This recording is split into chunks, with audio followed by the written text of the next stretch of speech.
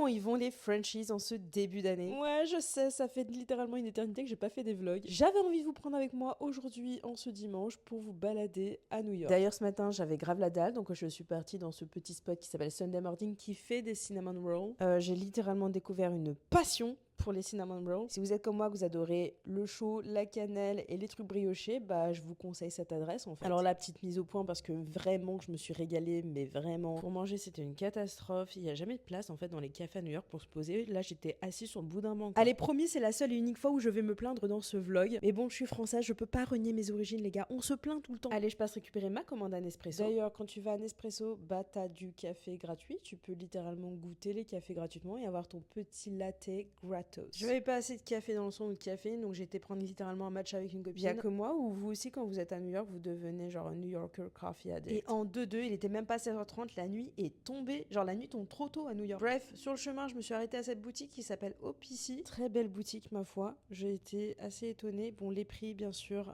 c'est les vintage stores à New York, ça reste un peu cher. J'ai dit que j'arrêtais de me plaindre, mais franchement, je peux pas m'en empêcher. Mais j'avais trouvé une petite pépite. Regardez-moi ces bottes pour $25. Est-ce que je les prendrais pas? D'ailleurs, en étant dans ce quartier, je me suis arrêtée à Fish Eddy. J'avais vu une vidéo de Alix Grousset qui en parlait. Magnifique petite boutique de vaisselle et de produits maison. Vraiment, si vous voulez des souvenirs un petit peu différents que les I Love New York, je vous conseille cette boutique. Je suis tombée amoureuse de plusieurs objets et honnêtement, j'ai hâte d'avoir mon propre appartement à New York pour être une vraie New Yorker et m'acheter plein de petits trucs bien sympas dans cette boutique. Et par contre, je vous raconte pas la fin de ma journée parce que j'ai été chercher le date en lui rapportant un petit goûter. C'était bien sympatoche. Allez, la bise.